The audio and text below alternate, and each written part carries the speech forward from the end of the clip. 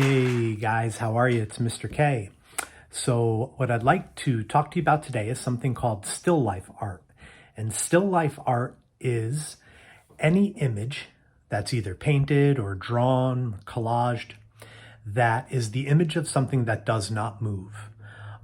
It could be a vase of flowers, or it could be fruit in a bowl on a table, or a glass in a bottle, things like this. And these types of subjects for art were really important. Artists like to do still lifes because it gives them a chance to study a subject and to draw and paint a subject that's not going to move and not going to change. And that's a real advantage when refining your skills. So today we're going to do a still life project. Our still life project is going to have a subject of a cup, like a coffee cup or a teacup. And we're going to draw that, and we're going to talk a little bit about how to shade it to make it look its best. Okay, let's get going. First, I just want to show you the cup I'm going to be using, a regular coffee cup. Okay. And the materials I'm using for today are pretty simple. I'm going to get some paper and a pencil, just some crayons for my color today. I haven't done a project using crayon yet, so I'm gonna use crayon today, and a black Sharpie. All right, here's what we're gonna do. What I'm gonna do first is start my drawing with the top of the mug. And the top of a mug, from my point of view, is not a circle. It's a circular mug, but when I look at it from here, it looks like an oval. So I'm gonna start with an oval shape for the top of my mug. I'm going to try to double that line to give the mug a feeling that there's some thickness. Okay. And then I'm going to look at the sides, how they come down straight and then curve in some. I'm going to try to recreate that, down straight, then curve in. And if the front of the mug is curved on this type of line, then the bottom of the mug is going to be curved on that type of line too. On the other side, same, straight down, and then for a little bit, and then curving in.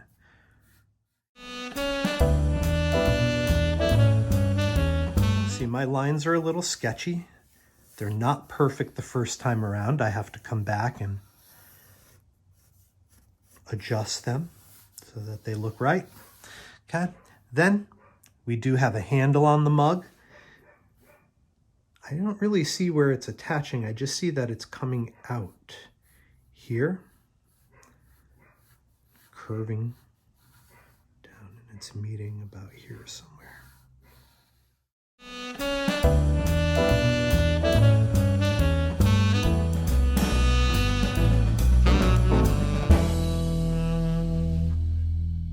And I'm also going to draw a line for the table. And I know my real table extends beyond the mug. It's not so close to the edge, but I'm going to use this to help me create a sense of space in my drawing. So go ahead and put in a table line.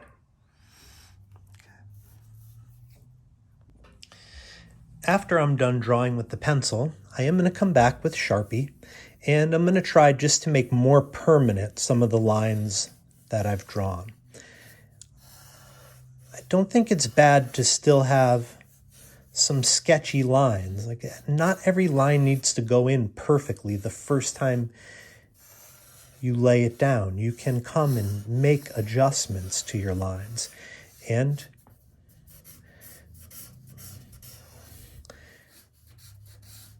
it still gives a really good effect.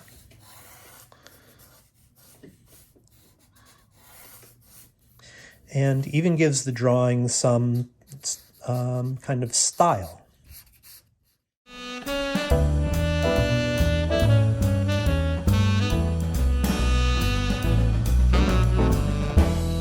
What I notice that I haven't drawn in yet is that there is a shadow here on the table. A dark shadow that's made by the mug. So I'm noticing from my point of view, it looks to be coming out of the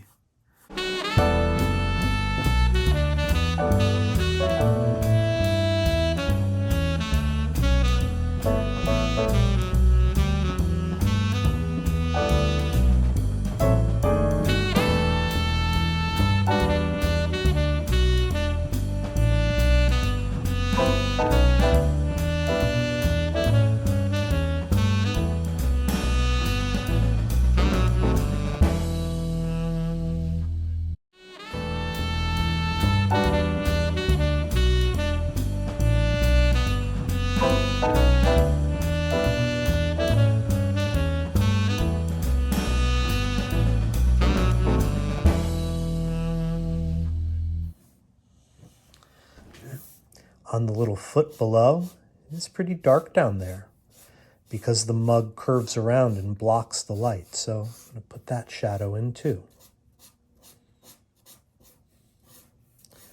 Okay, and this mug, being a round form, should have lines shading it that are curved. Notice how I'm putting in curved lines. And I'm putting more of those shorter curved lines on the side with the shadow. The subject, my cup, has light on the right side and shadow on the left side. I'm going to show you a trick to make this really look like it's popping. And that is, now I'm going to do something with the background space. Remember, the mug has light on the right and shadow on the left.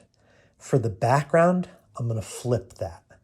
Okay, I am going to put the lightest part over here and the darkest part over here. So now I'm going to start doing the background. It's going to flip-flop this, okay? Dark on the left, light on the right. Now we're going to go light on the left and dark on the right. So when I start shading in my background, it'll be dark on the right.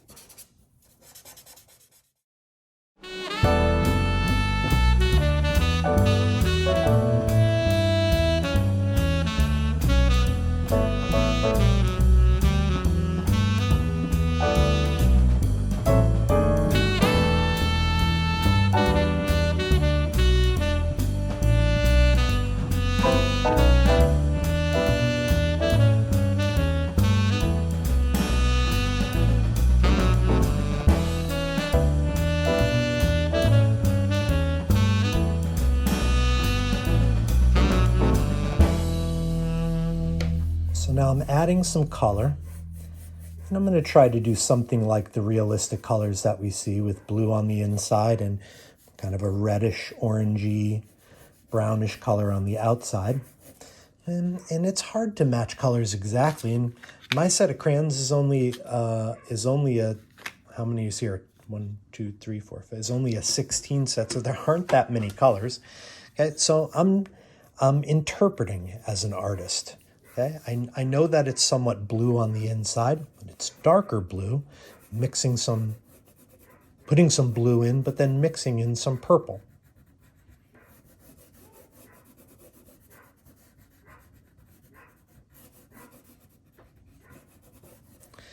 And I know it does appear to be lighter down in the mug here than it is on the back wall. So I'm going to try to mimic that, make it a little darker here on the back wall, and still let there be some light areas down here deeper in.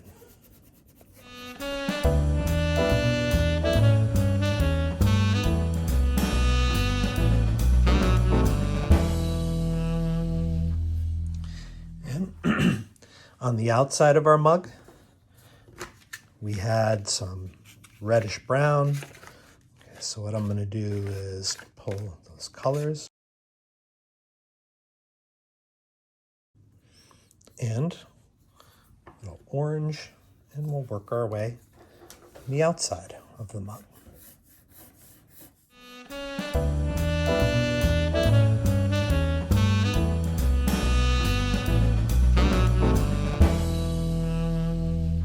Again, the mug is round, so I'm placing my color in a round fashion.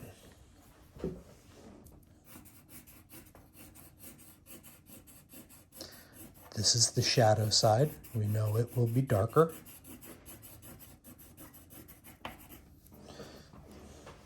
This, the lighter side.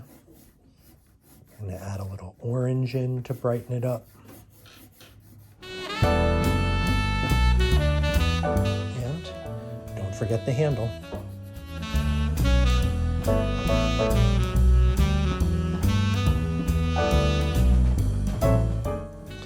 Look for where you might see little shadows and put those in.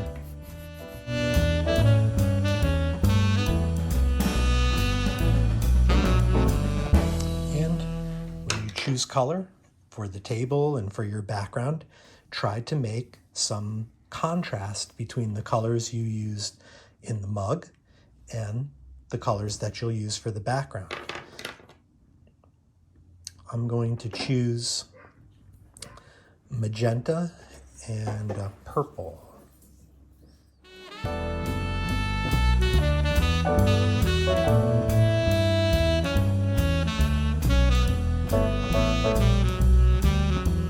And that's how we do a simple still life, a mug on a table.